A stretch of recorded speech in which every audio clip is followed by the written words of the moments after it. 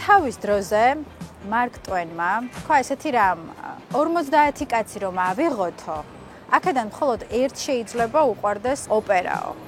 დანარჩენი 59 იმიტომ დადის ოპერაში რომ ისწავლოს ოპერის სიყვარულიო, ასე რომ არ არის ოპერის სიყვარული მარტივი, მაგრამ აი ეს ადამიანი რომელიც დღევანდელი ჩემი გადაცემის სტუმარია ამ ადამიანის შეყვარება მართლა ძალიან მარტივია, იმიტომ რომ ეს არის ერთ-ერთი ყველაზე ღირსეული ბათუმელი და ძალიან წარმატებული ოპერის მომღერალი სულხან ჯაიანი. ჩემი მეგობარია სხვათა შორის, დიდი ხნის და მასთან ერთად ვაპირებ მე დღეს ყავის დალევას. დაიღალა სანამ მე შესავალს ვაკეთებდი. გაიცანი ეს ჩემი სამი მუშკეტერია. გამარჯობა ბიჭებო, რა აი ამინდია რა. მინდა მოგილოსო პირველ რიგში. შენი ახალი გადაცემა ძალიან მაგარია რა. სასიამოვნო სანახავია. მადლობა და დრო იყო რა შენს გამხდარიყავი. ამ გადაცემის სტუმარი, იმიტომ რომ ჩვენ სულ გვაქვს ხოლმე ჩხუბი იმაზე, რომ შენ მოხვიდე გადაცემებში, ისაუბრო საკუთარ თავზე, საკუთარ მიღწევებზე. ოც თვლი ჩვენ ვისაუბრია ამას. ოც თვლიდი რომ ჩვენ ყველას გვაქვს ჩვენი საქმე რა.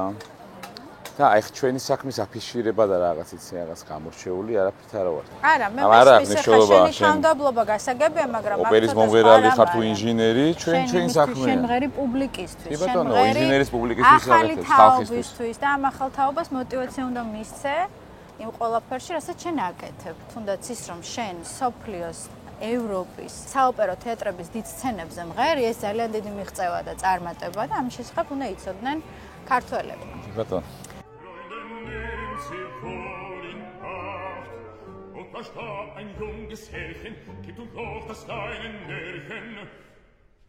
Und dann treue gute Nacht, und dann treue gute Nacht, gute Nacht. მოგეწონა ყავა? ძალიან ყიმჟიებია. უშაქროს რომ მირჩმევ ეგ. ყავა უშაქრო, მაგრამ ტორტი უნდა მიაყოლოს. ტორტი არა, მაგრამ შოკოლადი მაქვს. შოკოლადი. ხო შერს უშაქრო შავი შოკოლადი. მინდა მოგიტახო? არა, მე. რატო დამიჭირე? აია შოკოლადი, არ ვაჩენ ბრენდს ხო ხედავ რეკლამაში. გავშალოთ სუფრაბა. სუფრა მოგენატრა. შოკოლადით ხარ მოსული? აჰა. ესე ბიჭებს გავუყოს რა. მოდი, აიღე. გავტეხა. ხო. შენიც გაიტეხე. ესე როგორც თხილის გული? ე. ართოსი და არამისიც არ დამიჩაგრო. ნო, ვერ აი, ართოს და არამისს გადაუნაწილო. აბიჭებო. მაგას. მოგესალმებით ბიჭებო, მოგესალმებით. აი ბათუმელები. გამარჯობა. ამაზი ხალხი, როგორ ახართ? კარგად, თქვენ? გამოთ. წარმატებები. თენაცვალე. სულხანი შვილი არის ჩვენი კოლეგა, ჩვენ ბიჭებთან ერთად მუშაობს და არის არაჩვეულებრივი ბიჭი და ძალიან კაი წამყვანია თან და ძალიან კაი ადამიანია და ძალიან მიხარია რომ ესეთი ახალგაზრდები არის. აი არ მღერის ამბობს არაო. მოგესალმებით აჭარის ტელევიზიისა და გადაცემა დარცის მაყურებლები. მიხარია რომ დარცის ამ სეზონზე ერთად ვიქნებით და ბევრ საინტერესო ამბავს გავიგებთ ერთად. დარცის როკი უცვლელია. ვიყურებთ ყოველ კვირას. მამის ყვავ. გადაცემაში არ მღერის? არა. მაიმუნი გო. მოვადრო. ჩემს ევროპა არის პირველ რიგში კულტურული მემკვიდრეობა. მასაკულურია. არქიტექტურა. აი ეს შინაგანი სილაღე. შინაგანი ჰარმონია. როგორია იქ კარიერის კეთება, მაგას საფრანგეთში ხარ შენ ძირითადად და რამდენიმე დღის წინ მითხარ რომ რაღაც დასების შემცირებაც არის დაწყებული ევროპაში. ეს რამ გამოიწვია საინტერესოა და აქედან გამომდინარე თქვენთვის მუშაობა როგორია? ზოგადად შემოქმედებაში და განსაკუთრებით საოპერო ხელოვნებაში ძალიან რთულია და უფრო მეტად რთულდება იქიდან გამომდინარე რომ ეკონომიკური კრიზისი არის მაინც ფონად თელ სოფლიოში, განსაკუთრებით ევროპაში. ყოველწლიურად მცირდება სამსახური, სამუშაო, ანუ შოუები, პროექტები თეატრებში და ძალიან ბევრი ახალგაზრდა ნიჭიერესი მომღერლები მოდის. კონკურენცია არის მაღალი, შემოთავაზება არის ძალიან ცოტა. შესაბამისად ძალიან რთულია დღეს კარიერა გააკეთო რა. Jetzt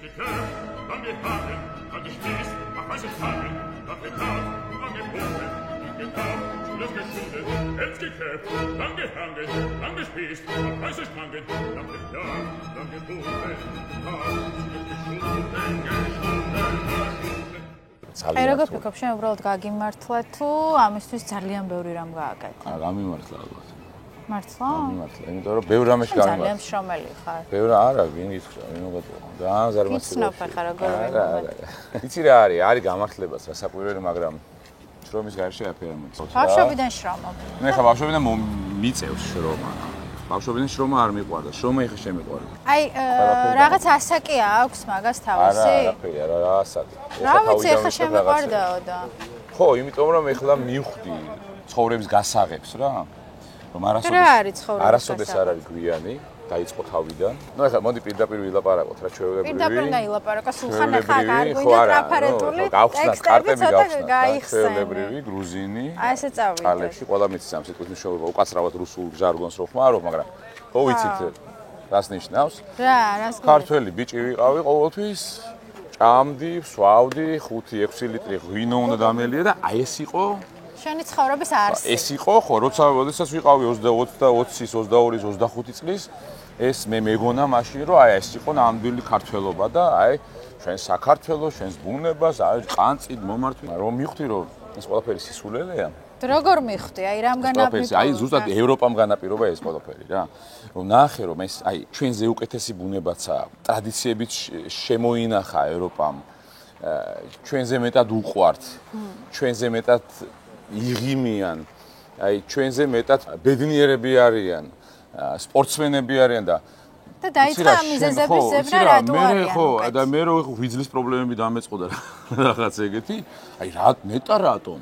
ხვდები და აი მე მივხვდი რომ იცი რა, ხომ არ ჩემ თავში ხო არ არის რაღაც ის გასაღები, აი ჩაკეტილი, ხო, საკეტი, რომელიც უნდა გაიხსნას და რაღაც ახალი ცხოვრება დავიწყო. ვიან მივხვდი რომ შეიძლება შრომა კი არ გიწევდეს, არამედ გიყვარდეს და შენ რასაც აკეთებ ამით სიამოვნებას ღებულობდი რა. და უფრო მეტ შედეგს კრიზისმა. ხო, აი ზუსტად ეგ არის და ის კრიზისზე რომ მივედი, აი ეს კრიზისზე რომ მივედი. ანუ სანამ კრიზისი არ მოვიდა შენ ცხოვრებაში, მანამ ვერ მიხვდი? ვერა, ეგ არის ზუსტად. მე ყოველთვის გონია რომ კრიზისი ბადებს ჭეშმარიტებას და კრიზისი გაპოვნინებს თავს. ალბათ, ხო? ეხლა ჩემ შემთხვევაში ესე მოხდა. შენ იცი ეხლა ჩემი ისტორია რა. მაყურებელსაც აინტერესებს. რაც მოხდა, იცი, იმიტომ რომ, ნუ მაყურებელსაც არ აინტერესებს ყველაფერი მაყურებელს. აინტერესებს მაყურებელს როგორ არა. ხო, კაი, გეტყვით, მოდი. მოგვიყევი, რა მოხდა? მოხდა ისე, რომ, ნუ არაჯანსაღი ცხოვრების წესმა, ალბათ ბევრმა სტრესმა, დიდი ყანწებმა და ასე შემდეგ და ქართულმა მარტო ქართულმა არა. სუფრამ და არა მარტო, კი, ვაღიარებ. და აბრალა ყველაფერი ქართულ სუფრას. ნუ გამოიწვია ის რომ რაღაც პერიოდი მომიწია გაჩერება რა სიმღერაში რა ხმა საერთოდ დავკარგე ნუ ეხლა დრამებს აღარ მოყვები არა მოყვევი გვაინტერესებს თუმცა ამ ყველაფერმა რა მოხდა მოგვიყევი ნარფერი ოპერაციის გაკეთება მომიხდა ტიროიდზე ეძახიან ხო ყელზე რამაც გამოიწვია ხმის დაკარგვა აბსოლუტურად გახსოვს ხო ყველაზე ღირებული და ყველაზე სანუკვარი რაც ხო არაფრის კეთება არ ვიცი ხო მაგის კეთებაც არ ვიცი და ისიც რო აღარ გა ხო წარმოიგენე და ხო, იღვიზებ, გამოდიხარ ნარკოზიდან, ხა წარმოიდგინე რა გითხრა. და როგორ ბანერთან გავჩერდით აგერ. ხო, აი, ზუსტად. წარმოიდგინე, ხა რო ხარ ფეხბურთელი, გიწევს ოპერაციის აკეთება და მეორე დღეს ნარკოზიდან გამოდიხარ, ფეხები არ გაქვს. ცოტა გადმოვახვიე ხა უკან, პირველად რო გაიგე ეს დიაგნოზი, რა რეაქცია ქონდა? შეგრძნებები ვიცი რა, გითხრა რომ რაღაცა შიშით მივიღე ეს ყველაფერი და პანიკით ხო მოგატყუე. იმდენად თავისუფლად მივიღე ეს ყველაფერი და ჩვეულებრივად რომ აი ზუსტად ვიცოდი რატომღაც რომ ჩაევლიდა კარგად, არავითარი ხმა არ დაიკარგებოდა, ასეთ არ წავიდო და სანამ მომზადებდნენ საოპერაციოდ. უსმევ თავს, აი დავრჩი საკუთარ თავთან მარტო რა, აი დიალოგში და ვეკითხები საკუთარ თავს ეგში იმაში ხო ქვეცნობიერში რომ ბიჭო, ერითი ხარ დარწმუნებული რომ ხვალ გაიღვიძებ. ოპერაცია რაც არ უნდა ისეთი მშვიდი და მარტივი ოპერაცია იყოს, ოპერაცია ხო, ნარკოზია და ხო, რისკია მაინც. და აი მაშინ შემეშინდა ძალიან, იმიტომ რომ არ ვიყავი ციკლირისთვის მზად. შევშინდი ძალიან და მივხვდი რომ რაღაცეები ცხოვრებაში ისე არ მეკეთებია, როგორც უნდა მეკეთებინა რა. ნუ როგორც იქნა ეს გადავაგორეთ ეს ყველაფერი, ვიღვიძებთ და ხმა არ არის რა. აი ესეთი ხმა მეყონდა. აი მე მახსოვს ოპერაციიდან რამდენიმე დღის შემდეგ მირეკავს სულხანი ასე. როგორ და აი ბოლომდე მეგონა რომ მეხუმრებოდი. ო, აი ეს ახლა ვერაფრით ვერ დავიჭერე. ყველას გამაღიზიანებელი ის იყო რომ 6 თვის განმავლობაში საერთოდ ხმა არ იყო რა. აი ესე ვიყავი. და ყველაზე გამაღიზიანებული რა იყო, რომ ესე რო ვლაპარაკობდი, ესე მისმედნენ და თან ნახევარს ვერ გებულობ ხა, ხო, ხანხმა ორი ეს არის. მაღიზიანები ის რომ ადამიანის სახელზე ვუყურებდი, ოკეი, გავიგე, მაგრამ ნახევარზე მეც ვერ იგებდნენ რა და აი რო ვერ აგებინებ ადამიანს, ხმას ვერ იღებ, რომ აუხსნა და გააგებინო რაღაცის ხმა რო გინდა. საშინელება. ზართულია ხო? მოკლედ, ხო, და აი ეს 2 წელი ძალიან კარგი გადატვირთვა იყო ჩემთვის და ბევრ ამას მივხვდი ცხოვრებაში, რომ ანუ ეს იყო დიდი ნგრევის, ტრანსფორმაციის და რაღაც ახალი თავიდან დაბადების 2 წელი. აი ეგეთი კრიზისები რჩეულების ხვედრია სხვათა შორის. არ ვიცი ეგეთი ხო და შეიძლება ზაფრი კრიზისები. მე ვერ ვიტყვი რომ რჩეული ვარ, მაგრამ სხვა რამეს ვიყავ. სხვა რამე, აი ხა გეტყვი ჩემს შეფასებას.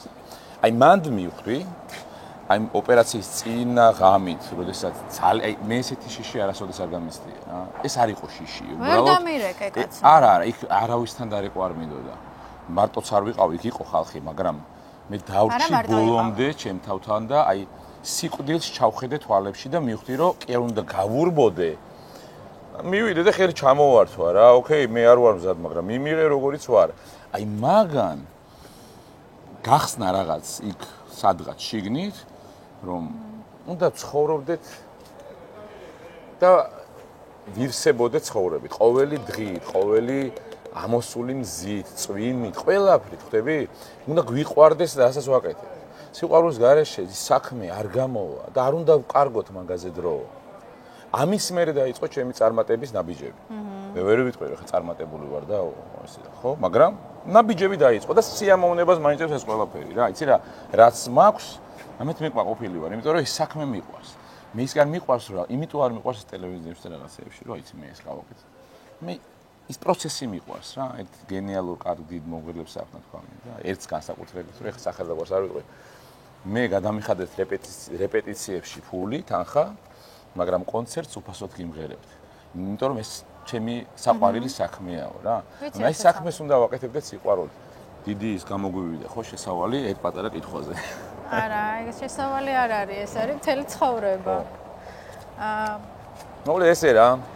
და აი ეს ტრანსფორმაცია მოხდა ესე რომ მე დავიწყე ვარჯიში, სწორი ცხოვრება, გაუწყალე ახალგაზრდებს რავი გული ტვინი რომ აბა ბავშვებო შარავანდედი არ გაგიჩნდეს სპორტი ეძიეთ საკუთარი თავი საყვარელი შარავანდედი ახლაც მაგარჩანს პროსტა ამას ერთ საინტერესო რამ მითხარი შენ მე ერთი ადამიანის სიყვარულს და ამ ერთ ადამიანში მთელი რესურსის და ენერგია არ აქვს მნიშვნელობა რა ტიპის სიყვარულს მთელი ენერგიების და რესურსის ჩადებას ჯობს რომ ყველა გიყვარდეს და ყველაზე გადაანაწილო ეს სიყვარულიო და მოდი ერთი კარგად ამიხსენი რა იგულისხმე. მახსოვს რაღაცა გენიალური მითქვა. ისეთ ბოდიში მაგრამ კლდიაშვილის ქუჩაზე რატო გამოვედი? მიყვარს კლდიაშვილის ქუჩა ძალიან. ძველია და ისეთია რა ბათუმური. ეს ხარ წავიდი. დიდი მადლობა. მარტივი მაგალითის რო ახსნათ რა. როდესაც ერთი ადამიანი გიყვარს და მასთან გაქვს მიჯაჭვულობა უნებრივია რომ დრო არ ჩერდება ხო ეს მიჯაჭვულობა არის ცუდი სიყვარულს ზღვარი არ გააჩნია შენ შეგიძლია ყველა თანაბრად უსაზღვროდ გიყვარდეს აბა რა ამასში არავინ არ გზღუდავს შენ შეგიძლია ადამიანები გიყვარდეს ძალიან ყველა ვისაც იცნობ ვინც გინდა რომ გიყვარდეს ცხოველები გიყვარდეს უნება გიყვარდეს ამასში არავინ არ გზღუდავს ერთ-ერთი რაც არის ამაში არავინ არ გზღუდავს შენი საქმე გიყვარს. ხო, ანუ ტოტალურ სიყვარულზე საუბრობ ახლა შენ, როცა სხვა შორს მე მაქვს ხოლმე აი ეს გარემო, ყოველდღიურობა და ეს რუტინა გარყევს რა მაინც ხვდები, მაგრამ აი ზოგჯერ არის ხოლმე რომ აი ძალიან მაღალ ვიბრაციებზე ვიღვიძებ ხოლმე და ქუჩაში რომ გამოდივარ, განსაკუთრებით თუ მზიარი, აი ეს ქუჩაში რომ მივდივარ, ეს სრულად უცხო ადამიანები. ყველა მიყვარს, ზუსტად ისე, როგორც შეიძლება აი შვილი გიყვარდეს. ხვდები, ანუ და აი ეს არის ყველაზე მაგარი შეგრძნება და ყველაზე მაღალი მდგომარეობა, მაგრამ აი ეს გრძელდება მაქსიმუმ 1-2 წუთი რა. აი არ ვიცი როგორ ავხსნა ეს ტოტალურ სიყვარულში რო ხარ. ესე ხა. ყველაფერი შენი გაგრძელება, ეს ხეც რო შენი გაგრძელება გონია და აი რომ გრძნობ რო ერთი სისტემის ნაწილი. საყვარელ ნაწილიო, შენ არ ეხა როგორ შეიძლება შენი სხეულის რაღაც ნაწილი მოგწონდეს ღებულობდე, გიყვარდეს და რაღაც არ გიყვარდეს. ხო, აი ეს თითი რაღაც არ მომწონს და მოდი მოვიჭრი. ეხლა შეიძლება რა, ეს შენი ნაწილია. შენ ჩვენს ამ სამყაროს ნაწილი ვართ. არ შეიძლება საწინააღმდეგოს ვაკეთებდე. უნდა გვიყვარდეს და ჰარმონიაში ვიყოთ ყველასთან და ყველაფერთან. ამის თქმა მინდოდა უბრალოდ. ტოტალურ სიყვარულში რა უშლის ადამიანს ხელს? ეგოიზმი. ეგოიზმი თავისთავად. და საკუთარ თავში დისბალანსი, რაც წეგან ვისაუბრეთ, ხო? იმიტომ რომ შენ ახსენე კარგად, გამოვდივარ, ზე კარგი ამინდია და ყველა მიყვარს. ეს რა არის, რომ შენ რო გამოხვედი, უკვე შენ თავთან ხარ დაალაგებული, დაბალანსებული. როგორ ფიქრობ, აი ამ კრიზისამდე იყო შენში ჭარბად ეს ეგოისტური მისწრაფებები? ეგოიზმი ყველაშია, ეხლაც არის ჩემში. მე არ ვამბობ, რომ ეგოისტები ყველა ვარ. უბრალოდ ეს როგორია, იცი, აი რაღაც ჰორმონალური შედარება რო თქვათ, ხო, შევადაროთ. ის რაღაც სტრესის ჰორმონი უნდა დავწიოთ, რომ ბედნიერების ეს დოფამინი წამოიწიოს და ბედნიერად გრძნოთ თავს. იგივე არის ეგოიზმი. ჩვენ უნდა ვაკონტროლოთ, რომ არ გაგვექცეს, ხვდები? აქ უნდა დავალაგო შენ ყოველთვის იძახდები. პრობლემა არის ჩვენში, აქ არის პრობლემა. სხვაგან არ არსებობს პრობლემა და როგორც კი საკმარისია, ნუ დარჩე საკუთარ თავთან დიალოგში და ის ეგოიზმი დააბალანსო, როგორ მე, არ ვიცი, სხვა ვის როგორი ისაა, ხო, მეთოდი. დამიჯერეთ ხალხო, რომ ყველაფერი იქნება იდეალური. კაბალა ხსნის ძალიან კარგად რა. როგორც კი შენ შინაგანად ერეკლე ჩაფიქრდა. როგორც კი შენ შინაგანად გრძნობ, რომ მოზღვავდა შენში ეგოისტური მისწრაფებები და ამას აუცილებლად იგრძნობ, იმიტომ რომ მაგდროს უნდა გაჩერდე და ჩაუღრმავ და საკუთარ თავს და აუცილებლად გიპასუხებ საკუთარი მე, რომ შენ ახლა ეგოიზმი გახრჩობს. როგორც კი წამოიწევა ეგო, ეგრევე უნდა დააბალანსო ალტრუისტული მისწრაფებები. ეს ეგო ყოველთვის წამოიწევა. ანუ წამოიწია ეგომ, უნდა მიაშველო ეგრევე ალტრუისტული მისწრაფებები, ანუ უპირობო სიყვარულის გაცემა და აი ეს მთელი ცხოვრება არის ბალანსი რა. ეგო რო არ იყოს, ალბათ ეს ალტრუისტულის დაკარგავდა ფასს და ღირებულობას, ხო? კი. კეთილი და ბოროტის წონასწორობა გვაფასებინებს, რა ვანახებს რა არის კეთილი და რა არის ბოროტი. რომ არ იყოს ბოროტი, კეთილი აღარ იქნებოდა. აი ეს არის ეგოიზმის ჭარბი დოზა. ეს არ ვიცი რა არის საერთოდ. ხო, აი ეგ არის. იმიტომ რომ ნომრებს ნუ გამოვაჩენთ და ისე ვახსენოთ. აი რომელი თვისება, რაც ყოველთვის შეუშლის ადამიანს განვითარებაში ხელს. პირველი მაინც ეგოიზმია, მაგრამ სიზარმაცე. ხო შენ მითხარი შურიო და რაღაცა ხო, სიზარმაცე, იმიტომ რომ პრინციპში შური ბადებს სიზარმაცეს და პირიქითაც არის. აი როცა ზარმაცია ადამიანი, არც კეთება არ უნდა, მერე ხდება შურიანი რა. იწყება სიზარმაცით. ხო. ზარმაცი ადამიანი, ნუ არაფერს არ აკეთებს, სასაკვირველია, როცა არაფერს არ აკეთებს, საკუთარი თავის განვითარებაზე ზედმეტია საუბარი. მერე ხედავ, რომ ის ადამიანი, რომელიც შენზე ნაკლებად ნიჭიერია, ის რაღაცებს აღწევს, აი მან უკვე ჩნდება შური. და ამას მოყვება მე ეგო. ხო, ის ჩემზე უნიჭო იყო და ჩემზე მეტი მიაღწე რანაირად. მაგრამ შენ ეგეთ кейსები ცხოვრებაში? უამრავია ჩვენ სიუბრალოდ, უამრავი. ჩემთვის პატრიოტიზმის კი არ არის რაღაცა აუმარჯო საქართველოს, ჩვენი საქმის სიყვარულით კეთება არის რა. რომ ყველამ რომ ჩვენი საქმე სიყვარულით ვაკეთოთ და არა ანგარებით, დამიჯერეთ ხალხო, რომ ჩვენზე მაგარი ქვეყანა არ იქნება. აი 10 წლის მერე როგორ წარმოგიდგენია შენი ცხოვრება? არ მიფიქრი 10 წლის მერე როგორი ვიქნები და როგორ წარმომიდგენია, მაგრამ არ შეიძლება ცალკე ბედნიერება, ვერ იქნები შენ მხოლოდ მარტო ბედნიერი. ვერ იქნები რაღაცა მხოლოდ შენ წარმატებული ვერ იქნები. აი რაში გჭირდება ეგეთი წარმატება, როდესაც უყურებ რომ შენს ირგვლივ, შენს გარშემო წარუმატებლებია. შენს ირგვლივ როგორ ადგინდა ეგეთი ბედნიერება, როდესაც არავინ ყველა უბედურია. აი ყველა ბედნიერი უნდა ვიყოთ, ყველა წარმატებული უნდა, ყველა უნდა მომღიმარე ვიყოთ. პრობლემები ყოველთვის იქნება. პრობლემა აუცილებელიც არის. ეგ არის როგორც იმუნიტეტი ხდები, პრობლემა თუ არა გაქვს, შენ ვერ განვითარდები და მინდა გითხრათ, რომ ყველაზე წარუმატებელი ადამიანი არის ყველაზე წარმატებული ადამიანი. ყველაზე ხშირად დამარცხება განუცდია ყველაზე წარმატებულს.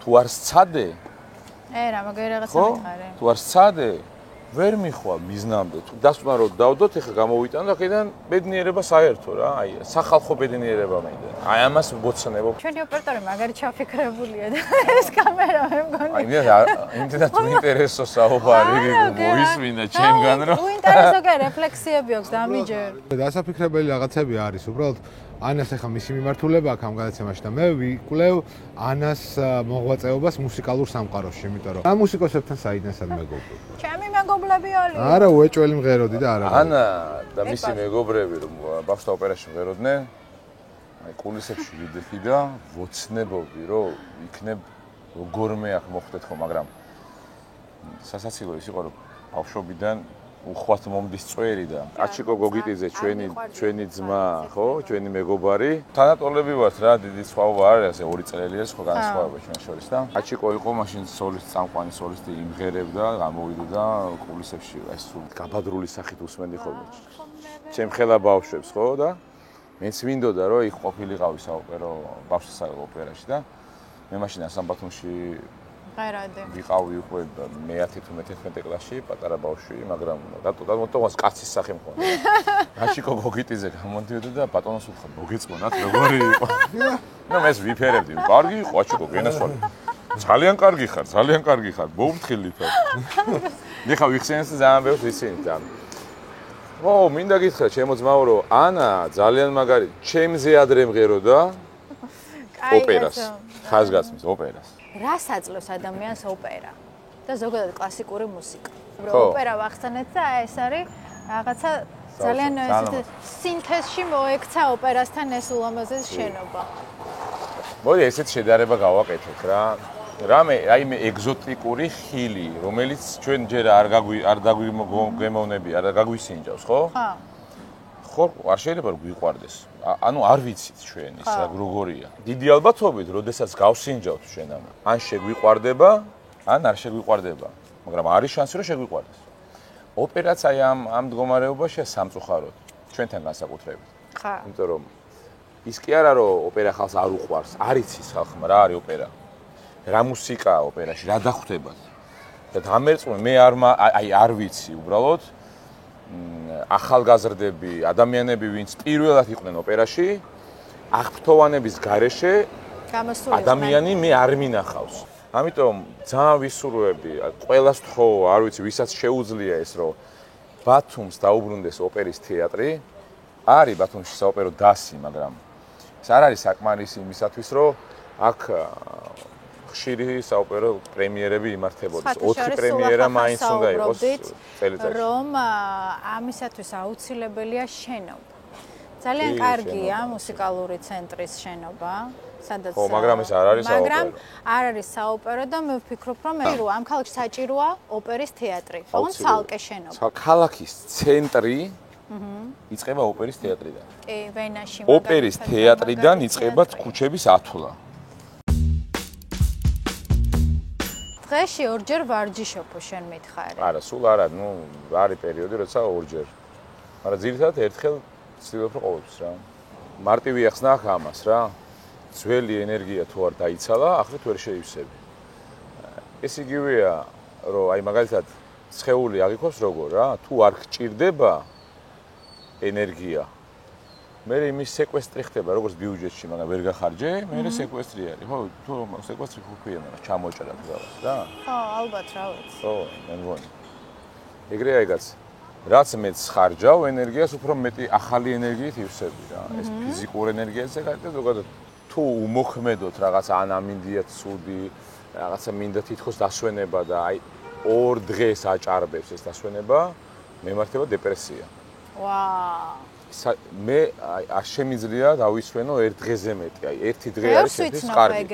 2 დღე არის მაქსიმუმი. ეგეთი ადამიანი, ვინც აი ფიზიკურად თუ არ დაიხარჯა, შემდეგ რაღაცა ფსიქოლოგიურად პრობლემები აქვს. აი შეგინდა რაღაცა მღრღნის რა, რომ აი თითქოს არაპროდუქტიული ვარ. მივხვდი რომ მეტი მოძრაობა, უფრო მეტ ენერგიას, ახალი ენერგიით მავსებს, ახალი ძალებით და მეტად პოზიტიური ვარ. ნუ სხვათა შორის ბათუმის მერიის შენობაც ძველია და კულტურული მემკვიდრეობის ძეგლთან ნუსხაში შედის და ძალიან ლამაზი შენობა. ლამაზია.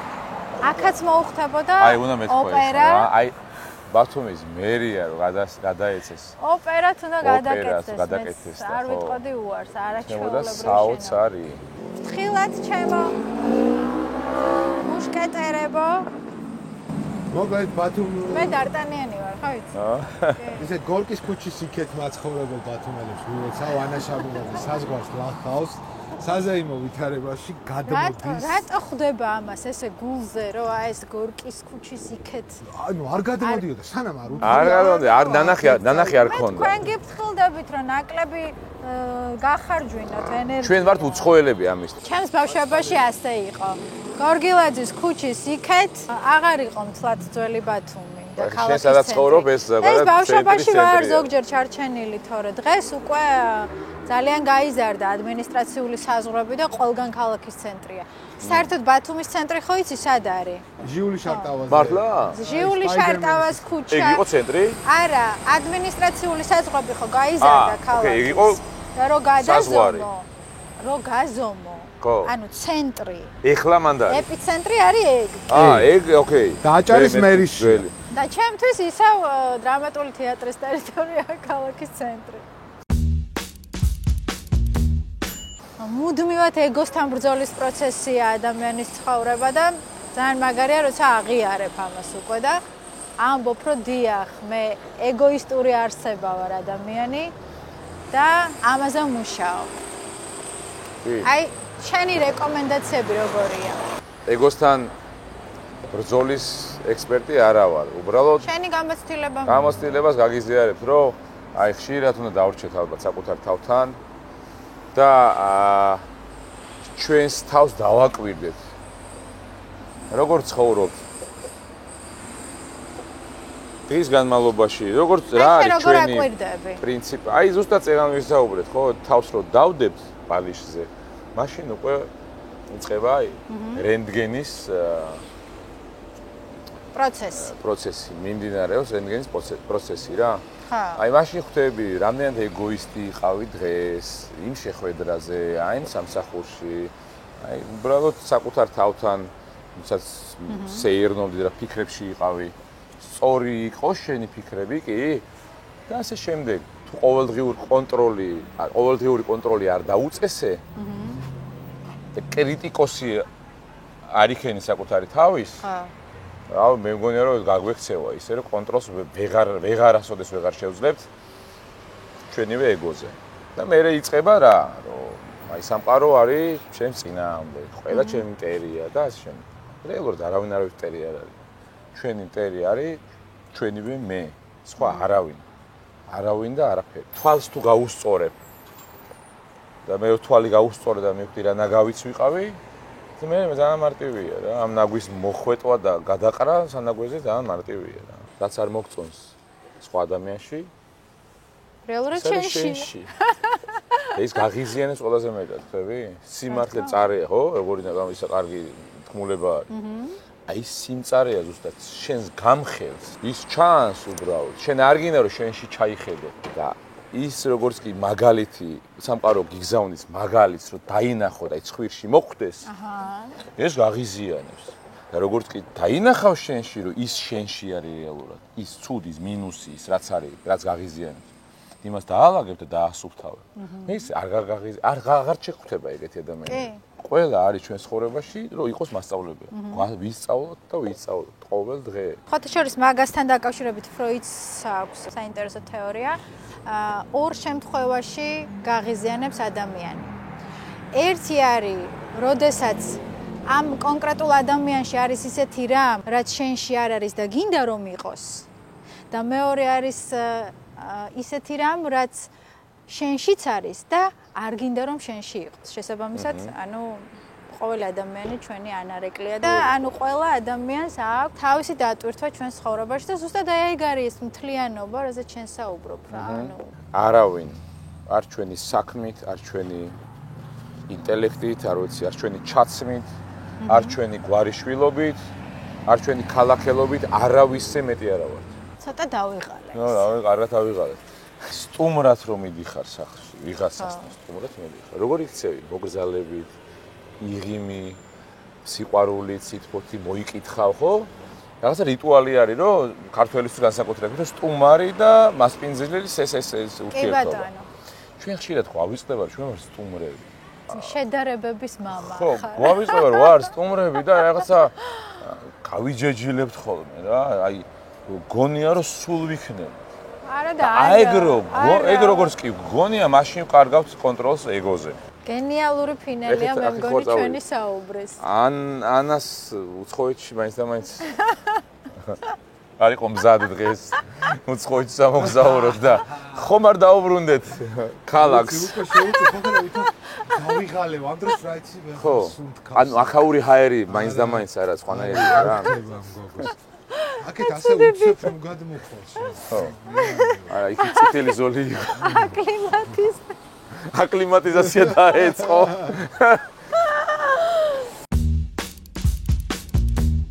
ძალიან დიდი მადლობა, იმიტომ რომ შენი დათანხმება მეც კი როგორც წესი მიჭირს რომ გადაცემაში დაგპატიჟო.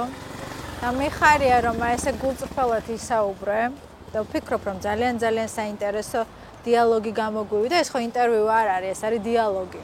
იმიტომ დაგთანხმდი რომ ეგ არის ხო რა, შენ კარგად შემომიტყუე. მოდი ვიჭორავოთ და ეს ჭორაობა მევასება რა. და არ მიყვარს ეხა ესე დაჯდომა რაღაცა. მერიაც დასანანია, ქალაქის მერია უნდა, მაგრამ თვითონ შენობა უხდება ოპერას, ძველი იცი რა შეიძლება? აი პარკში, ვარდების პარკში შეიძლება. აქეთ ესეთი კარგი შენობა მერია და იქით ოპერის თეატრი. პრინციპში ვარდების სკვერია რა, ეგ ახალი სკვერია, კულტურული მემკვიდრეობა არ არის. არა, მე ვარდების სკვერი ძალიან მიყვარს, ვერ დავთმობ ვერანაირ. იცი რა, მე მომხრე ვარ, რომ გაკეთდეს თანამედროვე ოპერის თეატრი. ვარდების სკვერი შეიძლება ავიტანოთ ოპერის თეატრის თავზე, ვარდების სკვერი დავტოვოთ ვარდების სკვერად. რა მაგარი. და ქვემოთ იყოს ოპერის თეატრი. იდეების გენერატორი ხარ ჯაიანი მართ.